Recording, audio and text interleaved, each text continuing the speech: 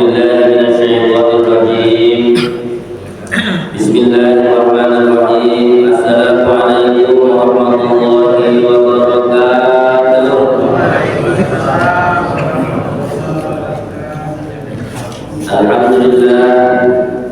الحمد لله وكفى والصلاة والسلام على رسول الله المصطفى وعلى آله وأصحابه ومن وفى.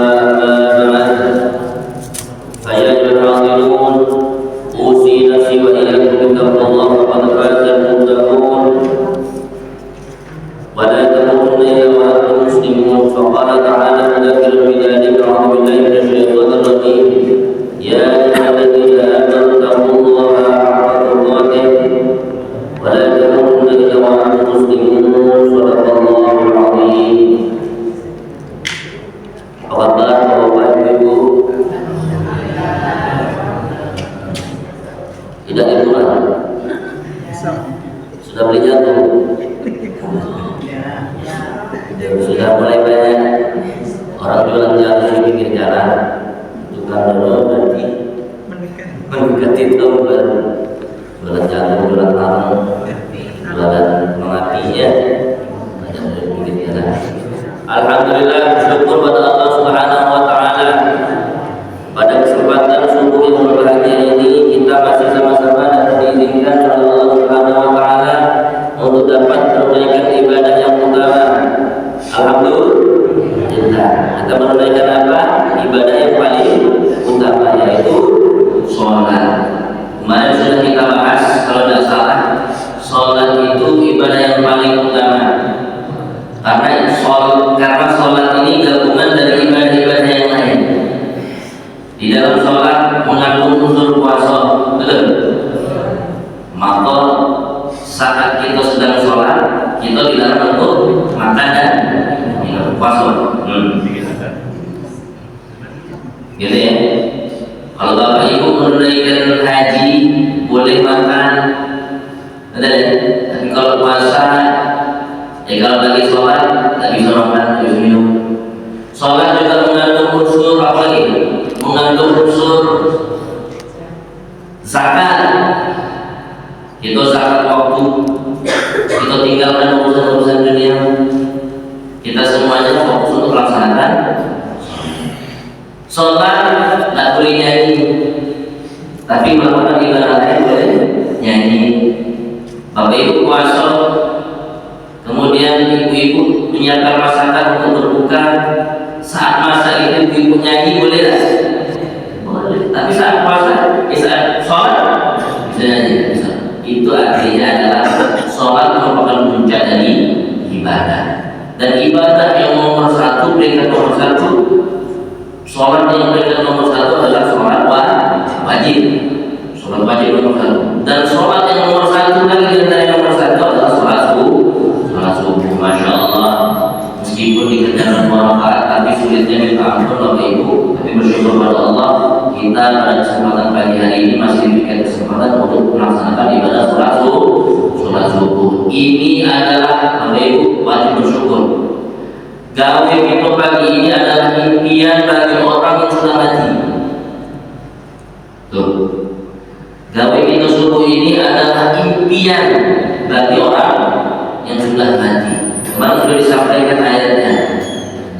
Laula akhartani ila ajalin qarib, orang-orang yang sudah mati tidur di pembalikan yang terakhir berdoa kepada Allah, ya Allah, seandainya Engkau mengizinkan kami hidup kembali, meskipun cuma sebentar ya.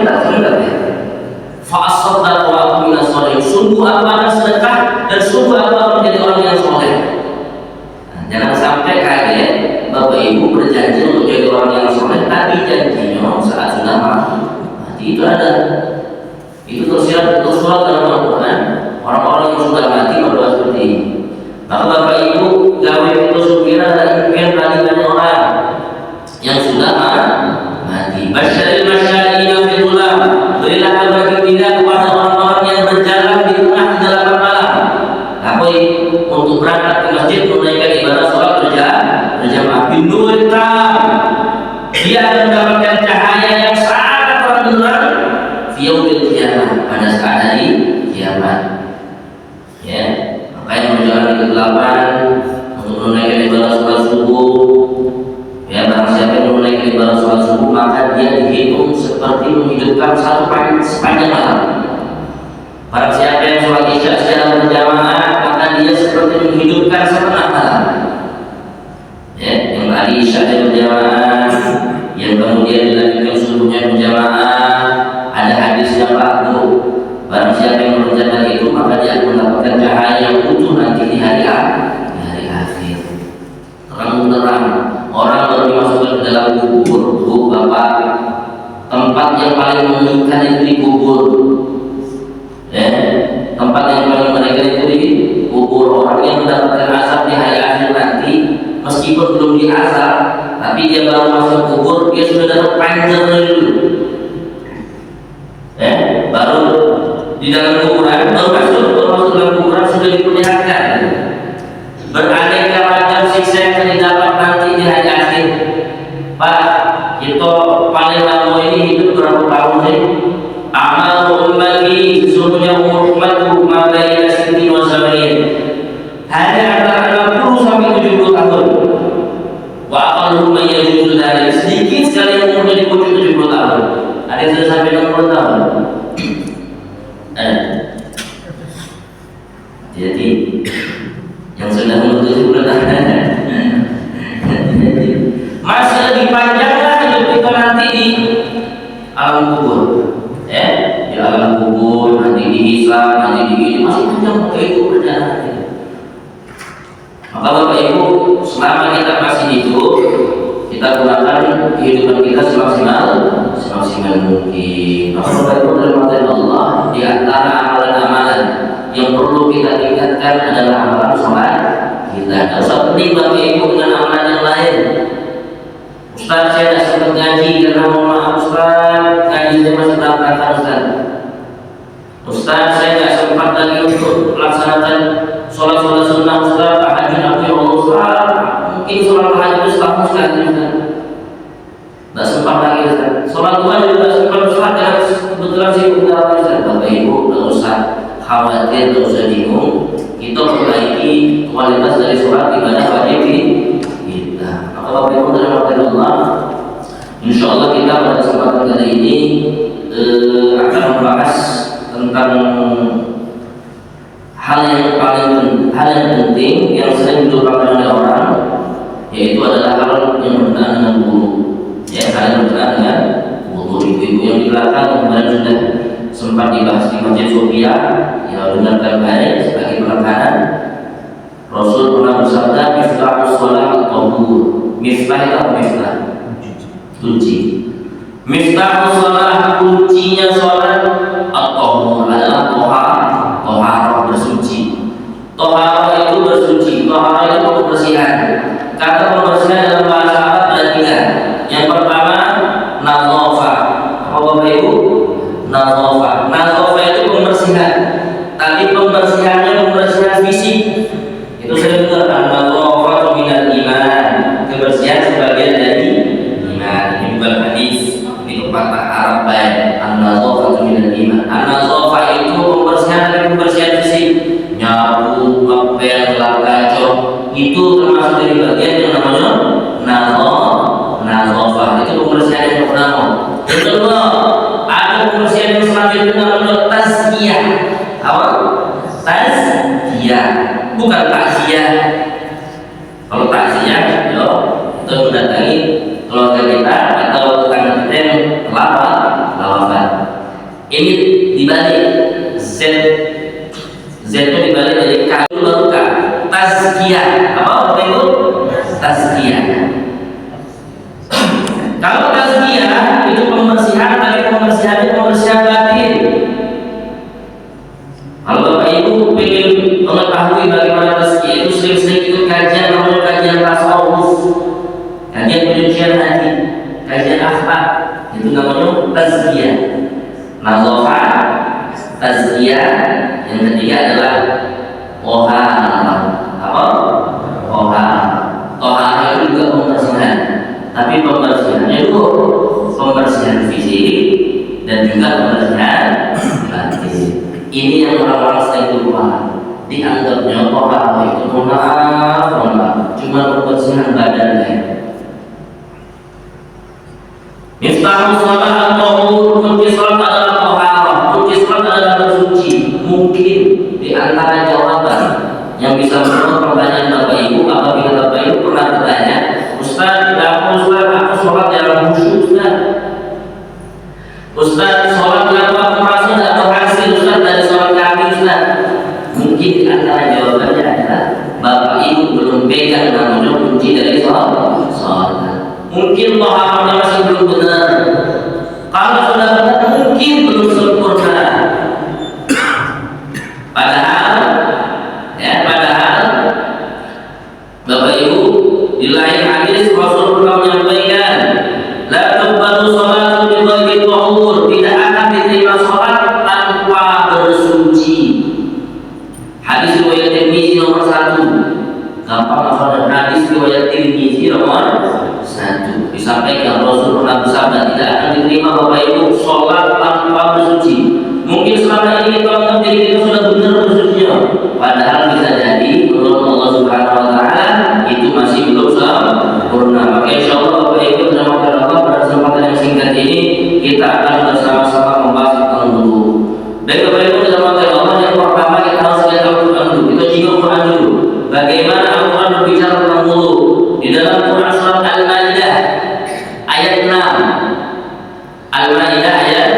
Nah, saya ulang-ulang maksudnya apa? Bapak Ibu kaget balik ke rumah atau selesai majelis ini, silakan dibuka Al-Qurannya. Saya kalau menghafal Quran, tapi ayatnya itu random ngacak, itu agak susah hafal, agak susah benar. Tapi kalau kita hafal Al-Quran, ngerti konteks yang dihafal itu apa? Contoh, kisah Nabi Adam. Contoh, kisah Nabi Muhammad. Contoh, kisah ibunda Nabi Isa, yaitu Maryam. Nah, itu akan mudah hafalnya. Maka saya jelaskan konteksnya ayat Al-Quran surat Al-Maidah ayat 6. A'udzubillahi minasyaitonir rajim. Ya ayyuhalladzina amanu, wahai orang-orang yang beriman, idza qumtum ila shalah, apabila kalian ingin berangkat untuk melaksanakan salat, apa perintah Allah? Faghsilu wujuhakum. Pak, basuhlah wajah-wajahmu. Ustaz, kenapa basuh wajah-wajahmu? Emangnya manusia punya banyak wajah? Wajah kami cuma singkong Ustaz, kamu perintahnya basuhlah wajah-wajahmu. Maka ulama-ulama tafsir menafsirkan, maksudnya adalah manusia punya berlapis-lapis wajah. Ada wajah yang tampak, ada wajah yang tak nampak. Bapak Ibu perhatikan, di wajah ada mata, di wajah ada mulut. Di mata ada dosa, di mulut ada dosa Ibu. Kalau laki-laki dosa dari mata, kalau perempuan dosa dari mulut paling banyak. Itulah kenapa kalau laki-laki nangis menutup mata, kalau perempuan nangis menutup mulut. Ini seakan-akan mereka tahu dari lubang mana dosanya paling banyak keluar. Mata, mulut. Bapak Ibu, terutama bapak-bapak yang sering melakukan perjalanan dengan motor, wajahnya kena debu. Atau bapak-bapak yang kerja, mohon maaf, kuli bangunan, atau pekerja kasar, wajahnya ada oli, wajahnya ada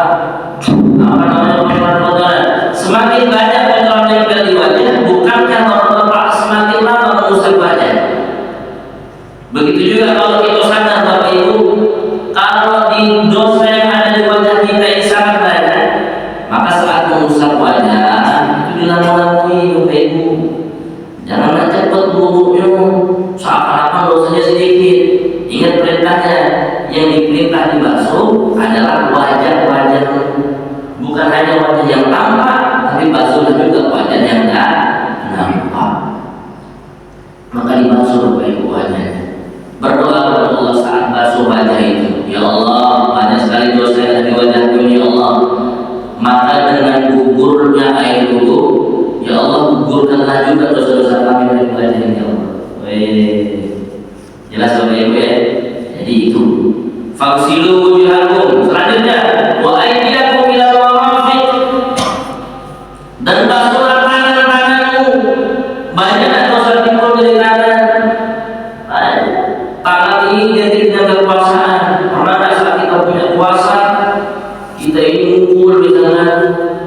nampar misalkan, kita ini ngambil harta milik orang lain misalkan, ya maka Bapak Ibu dirahmati Allah, basuhlah tangan-tanganmu. Saat basuh tangan, kita juga gugurkan dosa dari tangan. Wamsahu bi ru'usikum, dan usaplah kepala-kepalamu. Nah ini, kepala itu merupakan tempat berkumpulnya nafsu. Jangan kepala yang baik diusap, tapi isinya tidak diusap. Berapa banyak dosa timbul berawal dari sini? Maka saat membasuh kepala, serius membasuh kepala. Dan yang terakhir, wa arjulakum ilal ka'baini, basuhlah kaki-kakimu sampai dengan kedua mata kaki. Pernah ada kaki kita melangkah ke tempat yang tak benar? Zaman-zaman nakal dulu misalkan, pernah ada kita jalan ke tempat yang tak benar, maka kita memohon ampun kepada Allah agar dosa-dosa yang berada di kaki semuanya digugurkan oleh Allah Subhanahu wa Ta'ala. Bayangkan Bapak Ibu berangkat sholat dalam kondisi dosa dari ujung kepala sampai ujung kaki semuanya sudah diampuni oleh Allah. Kira-kira kita berangkat sholat, Allahu Akbar, sholat itu lebih khusyuk atau tidak? Saat dosa-dosa semua sudah diampuni. Maka Bapak Ibu dirahmati Allah, itulah ayat Al-Quran surat Al-Maidah ayat 6 yang membahas tentang wudu. Berarti dari ayat tersebut Bapak Ibu kita mengetahui bahwasanya anggota tubuh yang wajib untuk dibasuh saat wudu ada 4. Apa baik? Wajah, kedua tangan, kepala, kemudian kedua kaki. Hanya 4. Tapi Bapak Ibu, kalau kita ingin lebih mantap, jangan sampai kita ini berhenti gampang puas dengan sesuatu yang wajib. Rasul pernah bersabda, "Shallu kama ra'aytumuni usolli." Salatlah sebagaimana aku salat. Itu sama dengan perintahnya, wudulah sebagaimana aku wudu. Semakin mirip kita dengan wudunya Nabi, insya Allah salatnya semakin mirip dengan Nabi. Siapa orang yang paling cinta dengan Rasul itu? Bukan yang merayakan maulid besar-besaran. Itu ini adalah nggak maulid, mohon maaf, cinta satu malam. Tak judul lagu dangdut, cinta satu malam. Oh hebat-hebat malam maulid, masjid ngadakan ini, acara hebat maulid, datang penceramah, datangkan halto, datangkan ini. Daripada yang paling khasnya, ada gantungan-gantungan yang itu, ada yang gantungan-gantungan Pak, cabut-cabut itu ya. Acara jamaahnya pulang jam 12 malam, panitianya pulang jam 2, jam setengah 3 malam, subuhnya tewas. Itu yang dibilang cinta dengan Nabi. Orang yang paling cinta dengan Nabi tersurat dalam Al-Quran. Orang yang paling cinta kepada Nabi adalah orang yang paling dekat gawe itu dengan gawe Nabi. Itu orang yang paling cinta dengan Nabi. Jelas Bapak Ibu? Jadi kita akan jelaskan melalui forum yang singkat ini bagaimana wudhunya Nabi itu, Ustaz. Lalu bagaimana wudhu Nabi Ustaz? Yang pertama, wudhunya Nabi itu beliau itu sangat hebat dalam menggunakan air. Ya. Jangan Bapak Ibu yang terbiasa untuk berwudhu dengan keran, kenceng-kenceng. Pantaslah Bapak Ibu wudhu itu cepat. Kenapa? Karena kencang. Di dalam hadis riwayat Muslim, nah sekarang ada catat yang mau catat. Di dalam hadis riwayat Muslim nomor 325, perhatikan Bapak Ibu, Nabi berwudhu dengan satu mud. Satu mud itu berapa? Satu mud. Satu mud itu tangan kanan digabung dengan tangan kiri. Nah, satu mud. Ini ya, Nabi itu berwudhu dengan satu mud. Maksudnya apa? Hemat sekali ya penggunaannya. Kalau orang lain berwudhu cak mandi,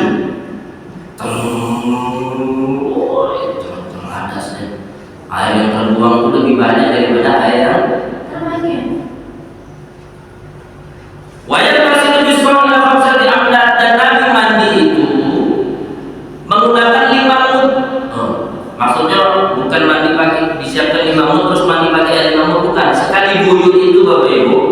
itu kurang lebih sekitar 5 mut.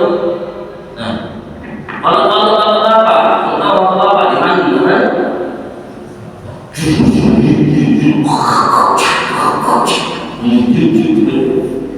Ada mandi. Nabi itu mandi 5 mut Pak. Nabi wudu berapa? Satu mut. Artinya apa maksudnya? Hemat dalam penggunaan air. Zaman dulu, zaman Nabi belum ada keran. Maka Nabi itu berwudu itu dengan menciduk. Nah, diciduk banyu. Gitu ya, diciduk itu mau dipakai basuh wajah, ambil 1 mut lagi dipakai basuh wajah.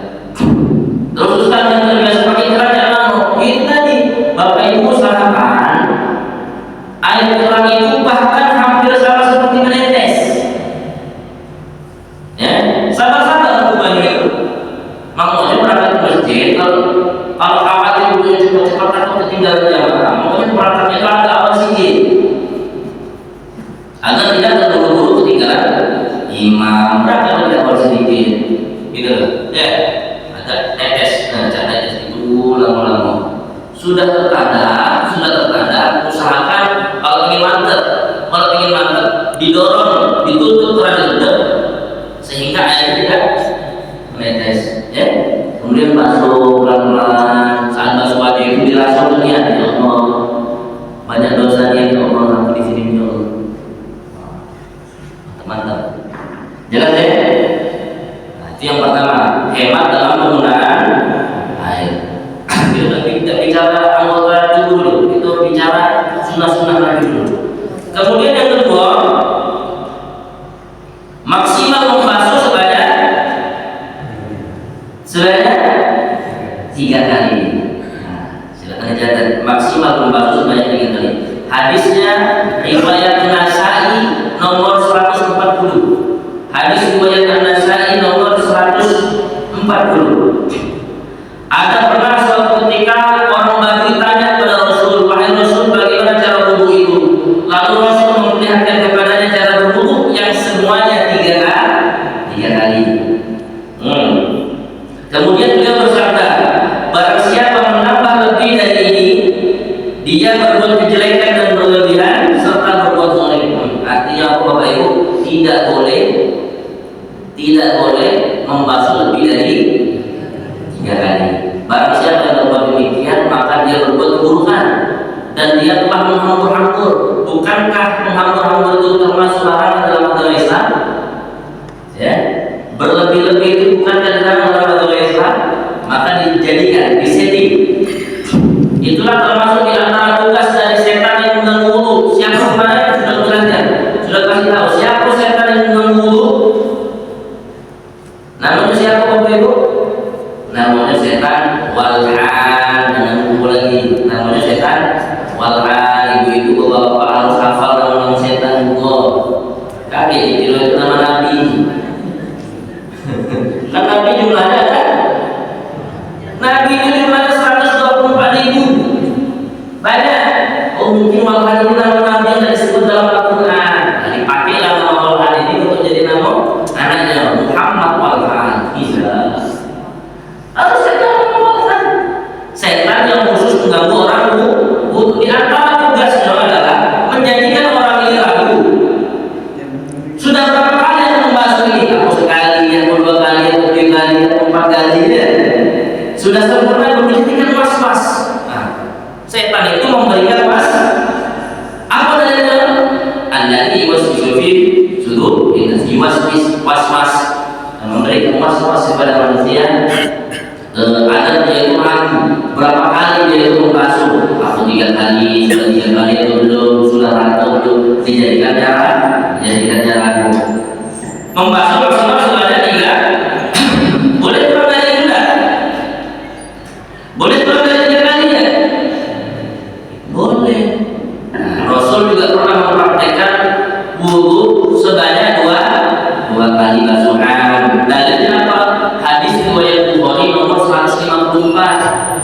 Ya, Rasul pernah membasuh sebanyak 2 kali. 3 kali boleh, 2 kali boleh, 1 kali boleh. satu kali juga boleh. Hadisnya apa? Hadis riwayat Bukhari nomor sebelumnya. Kalau yang 2 kali nomor 154, kalau membasuh satu kali hadisnya hadis riwayat Bukhari nomor 153. Nah itu berjejer hadisnya. Boleh 1 kali, boleh 2 kali, boleh 3 kali. Ustaz praktekkan yang mana? Kalau saya praktekkan 3 kali. Biar lebih mantap. Ustaz pernah nggak praktek sekali? Pernah. Kapan? Pernah yang waktu itu saat lagi demo 212. Tahun 2019 saya ikut demo. Ingat Bapak Ibu? 212 di Jakarta ya, saat saya masih di Jakarta, itu saya ikut demo itu. Melo-melo demo. Wah, orang tuh banyak. Kami cuma bawa aqua itu satu yang besar ini. Itu dipakai untuk berdua, saya dan kawan saya. Maka harus hemat-hemat kakinya. Nah, di situ ada dari dalam. Jadi jangan Bapak Ibu kakek ketika datang ke tempat wudhu terbiasa Bapak Ibu membasuh 3 kali, lihat kawannya cuma membasuh sekali, wudhu apa ini? Sesat. Ada dari dalam. 1 kali boleh, 2 kali boleh, 3 kali juga boleh, 4 kali boleh. Selanjutnya, apa tahapan selanjutnya Bapak Ibu? Mencuci tangan 3 kali. Nah, jangan terburu-buru basuh wajah. Memang yang wajah cuma 4, tapi jangan terburu-buru basuh wajah. Basuh cuci tangan 3 kali dulu. Dalilnya apa? Hadis terakhir. Kalau wudhu basuh sekali 153, wudhu basuh 2 kali 154. Nah, mengusap tangan itu hadis riwayat Bukhari nomor 155. Nah, dijelaskan. Nah, basuh tangan sebanyak 3 kali mantap Bapak Ibu. Dibasuh, diusap dulu jari-jarinya. Kuku-kuku ibu yang cantik-cantik itu dibasuh dulu. Di sini keluarkan kaki-kaki di mana? Di kuku-kuku, di sela-sela. Sampai berapa? Sampai 3 kali. Dan diutamakan sekali, ditekankan sekali untuk mencuci tangan 3 kali itu saat kita baru bangun tidur. Hadisnya apa? Hadis riwayat Bukhari, hadis 35 ya. Dikelas satu hadis 156, berarti hadisnya 157. Hadis riwayat Bukhari 157 menjelaskan, wa idza staiqadha ahadukum min naumi, barang siapa yang baru bangun tidur, falyaghsil yadahu, maka basuhlah tangan qabla an yudkhilha fi wudu'ihi, sebelum dia mengambil air untuk wudu. Kenapa? Fa inna ahadakum la yadri aina badat yadah. Sesungguhnya dia tidak tahu di mana tangannya itu bermalam. Aku bermalam di sini. Aku bermalam di sini ya. Bayangkan Bapak Ibu berangkat wudu, langsung ambil air wudu, langsung. Jelas. Bakteri di sini nempel di badan. Itulah namanya orang berangkat sholat subuh ngantuk.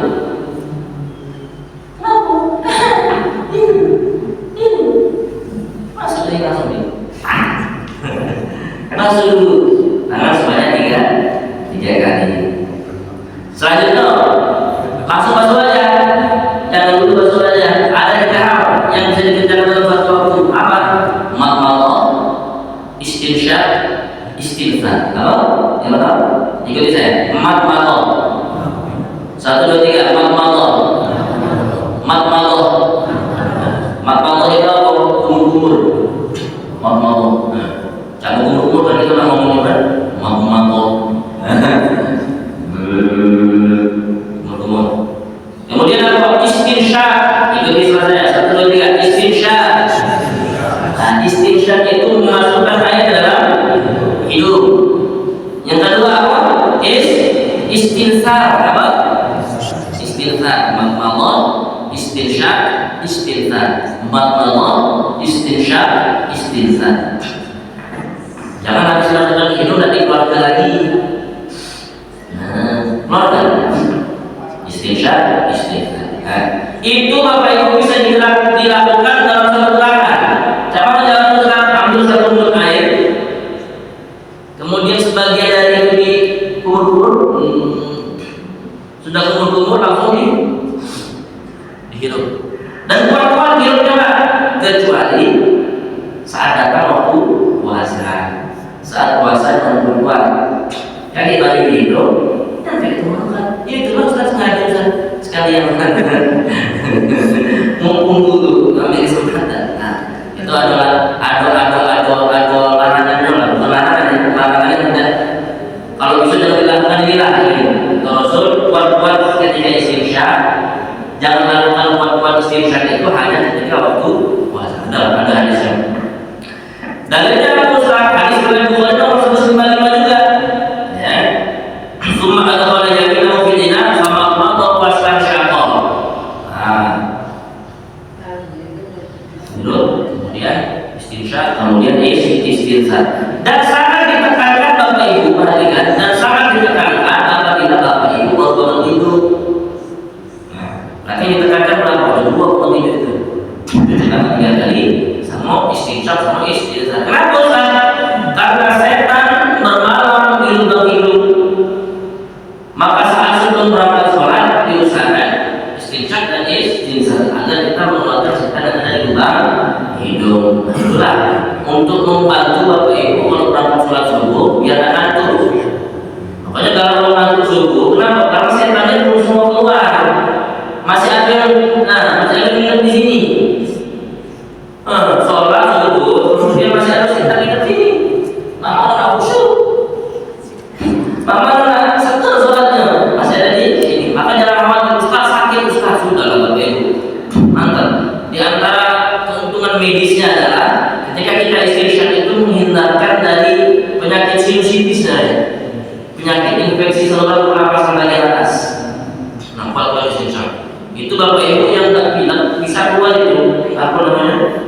Muntir-muntir yang ada di hidung. Masya Allah, mantap sekali. Agar juga biar orang-orang ingatan semakin kuat, pikiran semakin fresh, tidak marah bahaya kalau bapak itu. Nah, ibu-ibu tidak merepet bahaya suaminya. Buat. Jelas ya?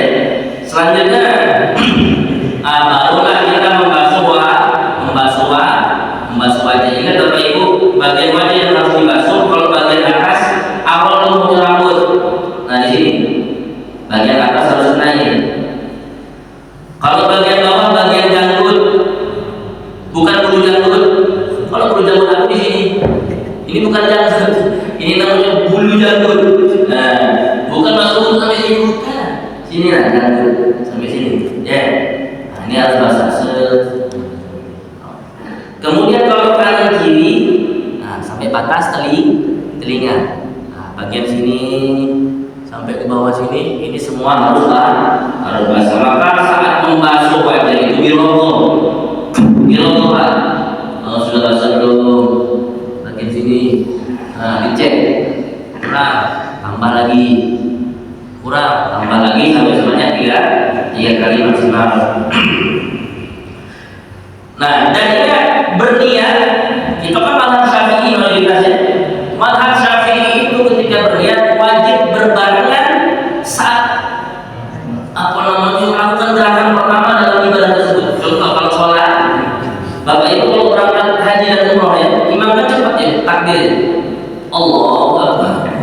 Dan kalau haji juga itu Bapak Ibu, imam Masjidil Haram itu takbir cepat, Allahu Akbar. Tapi kalau imam digantus, Allahu Akbar. Kira-kira apa misalnya? Kalau mazhab yang lain itu niatnya sebelum takbir.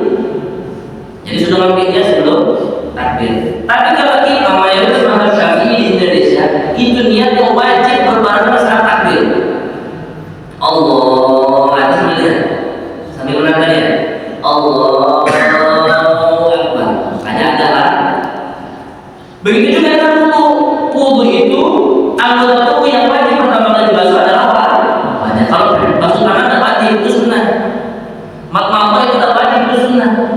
Tapi pertama kali wajib adalah basuh wajah. Maka saat basuh wajah itu sekalian bukan mengucap. Dalam hatinya diisi dengan niat. Niat itu bukan mulut. Niat itu adalah hati. Niat dalam hatinya basuh wajah. Jelas dari sini ya. niatnya harus berbarengan saat membasuh wajah. Selanjutnya apa Ustaz? Selanjutnya membasuh apa? Membasuh kedua tangan. Nah ingat dalam ayat Al-Quran Quran surat Al-Maidah ayat 6 tadi, mana yang membasuh tangan itu? Seperti ini atau seperti ini? Yang pertama apa yang kedua? Enggak. Perhatikan. Wa ayyakum ilal marafiq, basuhlah tangan-tanganmu ke ilainya ke ilal marafiq. Nah, marafiq ini. Jadi dari sini ke sini, jangan dibalik. Aku sampai sekarang masih sering lihat, terutama di tempat tempat untuk di Masjid Sofia, itu di masjid masih ada orang yang untuk kayak gitu ya.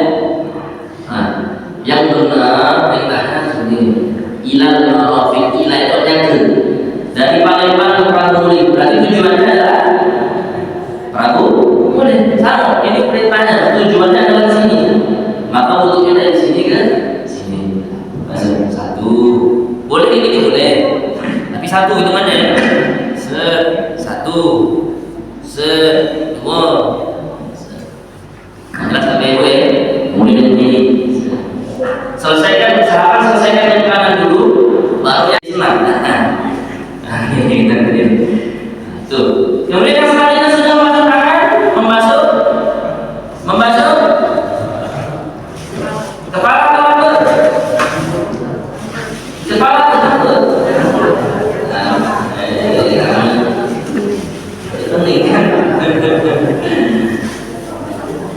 Ingat ayatnya tadi, wa bisahu birusikum, basuhlah kepala. Inilah sifat adilnya Allah, Pak. Kalau disampaikan basuhlah rambut-rambutmu, nanti Allah tidak adil. Kenapa? Karena banyak juga orang tidak punya rambut. Ingat, perintahnya basuh kepala. Maka jangan kayak ini, bapak-bapak mulutnya.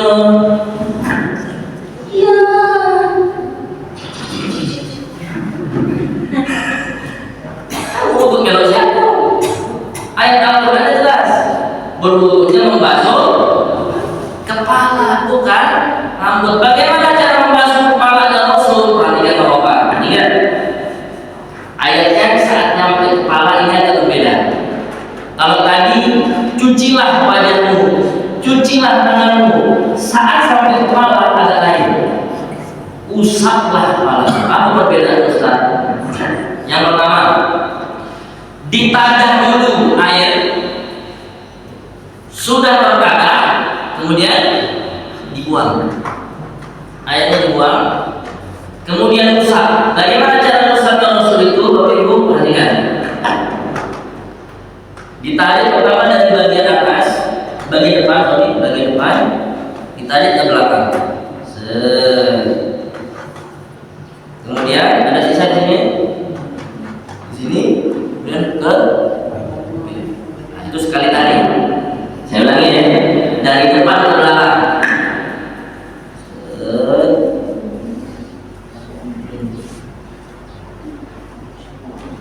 Jelas sampai sini ya. Wamsahu birusikum, basuhlah kepala-kepalamu. Jadi yang dibasuh apa? Kepala, bukan rambut. Berapa kali dibasuh kepala?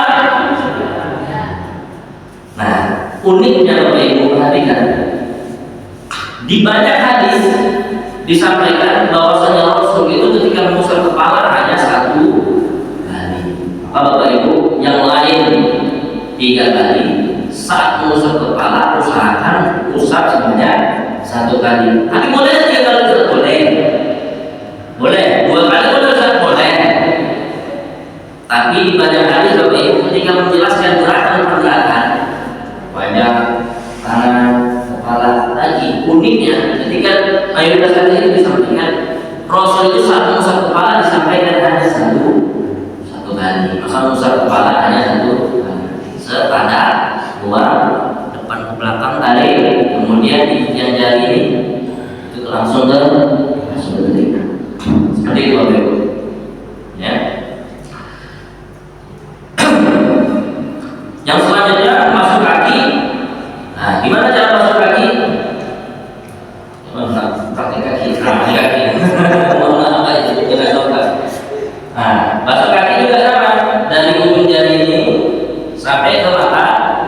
ingat perintah Al-Qurannya tujuannya adalah mata kaki dibasuh sampai mata kaki. Dan ingat Bapak Ibu, ada bagian yang sering terlewat. Apa itu? Tumit. Kenapa? Karena orang terbiasa mata kakinya kayak gini ya. Dan gimana mengatakan? Hati biasa dibasuh yang fokus hanya di bagian sini. Padahal ada bagian belakang. Apa namanya? Tumit. Hadis riwayat Bukhari nomor 160, Rasul pernah bersabda, tumit yang tidak terkena air wudu, maka tumitnya masuk dalam neraka. Maka hati-hati Bapak Ibu. Saat basuh kaki, memang agak salah. Apalagi yang mohon maaf pada jaga umum. Makanya biasanya di masjid-masjid kalau di Masjidil Haram itu ada tempat duduk kan. Nah itu untuk memaksimalkan wudhu ketika membasuh kaki agar apa? Agar tumit-tumit itu juga penuh. Itu filosofinya, bukan hanya mohon maaf bagian depan dari sini sampai dengan mata kaki, bukan. Tapi tumit juga terkena. Jadi pada duduk, pada mantelnya diusap dalam kaki. Ada ancaman hadis riwayat Bukhari nomor 160, tumit yang tidak terkena air wudu, maka tumitnya masuk dalam neraka. Garam. Ustaz, berarti tumit apa yang masuk? Artinya mau disuruh jadi tidak lain. Tumit yang masuk, tidak masuk. Nah, itu sudah sholat dong itu. Jadi yang sudah sholat, rajin sholatnya tidak usah bangga-bangga, tidak usah ngatori tetangga yang belum rajin sholat. Ya, karena bisa jadi kalau kita sholat tapi sombong, kemudian di akhir hidupnya orang yang malas sholat ini, kemudian dia sholat tobatnya diterima juga. Orang yang tidak pernah sholat masuk surga, orang yang rajin sholat masuk dalam neraka karena sombong. Jadi jangan sombong. Ini orang sudah rajin sholatnya, untuknya hanya jalan-jalan tumit ini tidak kena air wudu, berangkat sholatnya. Nah, maka tumitnya langsung dalam. Maka perhatian. Kemudian sudah kaki dibasuh, usahakan membaca doa setelah wudu. Bagaimana doa setelah wudu? Asyhadu an la ilaha illallah wahdahu la syarika lah wa asyhadu anna Muhammadan abduhu wa rasuluh. Allahumma ij'alni minat tawwabin wa ij'alni minal mutatahhirin. Ya Allah, jadikan aku orang-orang yang bertaubat. Ya Allah, terimalah taubat-taubat kami. Waj'alni minal mutatahhirin. Dan jadilah aku orang yang bersuci. Maksudnya apa? Ya Allah, seandainya bersuciku ini kurang sempurna ya Allah, maka sempurnakanlah dengan rahmat-Mu ya Allah. Nah, sudah itu. Karena bisa jadi ada bagian yang tidak basuh Bapak Ibu, saking itu tidak teliti. Maka jangan sombong sebelum berangkat masuk dalam masjid, sebelum berangkat sholat, doa dulu setelah wudu. Maksudnya apa ya Allah, kalau ada orang bagusnya wudu aku tadi, aku bantulah sempurnakan wuduku ya Allah. Jangan sampai wuduku tidak sempurna menyebabkan pahala sholat itu terganggu. Jelas ya? Jadi di antara makna dari sholat doa setelah wudu adalah bermohon kepada Allah agar Allah berkenan untuk menyempurnakan wudu kita. Saya rasa cukup materi kita pada subuh kali ini. Bapak Ibu yang belum ada pertanyaan silahkan ditanyakan. Saya tahu jawabannya, saya jawab. Dan nanti jawabannya kaki dijadikan seperti itu. Ada yang bertanya? Alhamdulillah, Bapak Ibu sudah sampai kepada syarat dari sholat, yaitu berwudu. Maka insya Allah pada pertemuan bulan Januari kakek, insya Allah kita akan membahas rukun yang pertama dari sholat, yaitu tentang niat. Kita akan membahas tentang. Maka Bapak Ibu, jika ingin semakin lengkap kajiannya, saya himbau untuk Bapak Ibu untuk membawa buku tulis atau mencatat. Nanti habis makan buku lagi tadi. Itu tadi basmal sudah ahli, nanti lupa lagi. Ya. Jadi kan sayang saja, sudah salah bangun tidurnya, sudah salah berangkat ke masjidnya, salah mendengarkan kajiannya, habis itu ada yang lupa. Saya kan. Maka saya himbau sekali lagi Bapak Ibu pada pertemuan selanjutnya silakan bawa buku. Tulis kita dulu dengan alhamdulillahirabbil alamin. Subhanakallahumma wa bihamdika asyhadu an la ilaha illa anta